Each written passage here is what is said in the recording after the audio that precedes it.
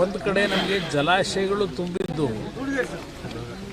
ಸ್ವಲ್ಪ ನಮಗೆ ತಮಿಳುನಾಡು ಕರ್ನಾಟಕದ ಏನು ಪ್ರತಿನಿತ್ಯದ ನಮ್ಮ ಸಂಘರ್ಷ ಇದೆಯಲ್ಲ, ಸಂಘರ್ಷಕ್ಕೆ 1 ವರ್ಷ ವಿರಾಮ ಇವತ್ತು ಜಲಾಶಯಗಳು ತುಂಬ್ತಾ ಇರೋದ್ರಿಂದ ದೊರಕಿದೆ.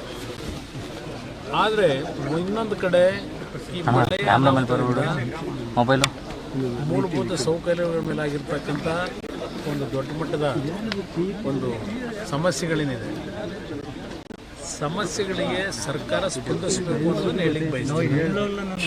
ಭೂ ಸಾರಿಗೆ ಸಚಿವರ ಹತ್ರನೂ ಚರ್ಚೆ ಮಾಡ್ತೀನಿ, ಇವೆಲ್ಲ ಇರ್ತಕ್ಕಂಥ ವಿಷಯಗಳ ಮಾಹಿತಿಗಳನ್ನು ಅವ್ರಿಗೆ ಕೊಡ್ತೀನಿ.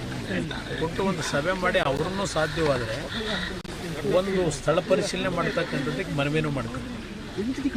ಇದು ಈ ವಿಷಯದಲ್ಲಿ ನಾವು ಸ್ವಲ್ಪ ದೊಡ್ಡ ಮಟ್ಟದ ಒಂದು ವೈಜ್ಞಾನಿಕವಂತ ರೀತಿಯ ಕೆಲಸಗಳಾಗುತ್ತೆ ನನ್ನ ಅಭಿಪ್ರಾಯ.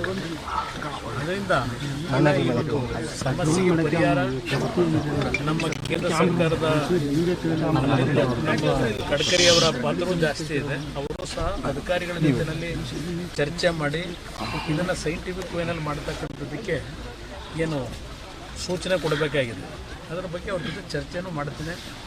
ಜೊತೆಗೆ ನಾನು ರಾಜ್ಯ ಸರ್ಕಾರ ಕೇಳ್ತಕ್ಕಂಥದ್ದನ್ನು ಇಂಥ ಒಂದು ಪರಿಸ್ಥಿತಿಗಳಲ್ಲಿ ಸರ್ಕಾರದ ಮಂತ್ರಿಗಳು ಭೇಟಿ ಕೊಡಬೇಕು, ಸ್ಥಳ ಪರಿಶೀಲನೆ ಮಾಡಿ. ಏಕೆ ಬಂದ ತಕ್ಷಣ ನಾವು ಬಂದು ಕೆಲಸ ಮಾಡೋದೇನಿಲ್ಲ. ನಾವು ಈ ಭಾಗದ ಜನರಲ್ಲಿ ಒಂದು ಯಾವುದೇ ಒಂದು ಸಮಸ್ಯೆಗಳಾದಾಗ ಅವರಿಗೆ ಮಾನಸಿಕವಾಗಿ ಸ್ಥೈರ್ಯ ತುಂಬತಕ್ಕಂಥದ್ದು ಸರ್ಕಾರಗಳ ಕರ್ತವ್ಯ.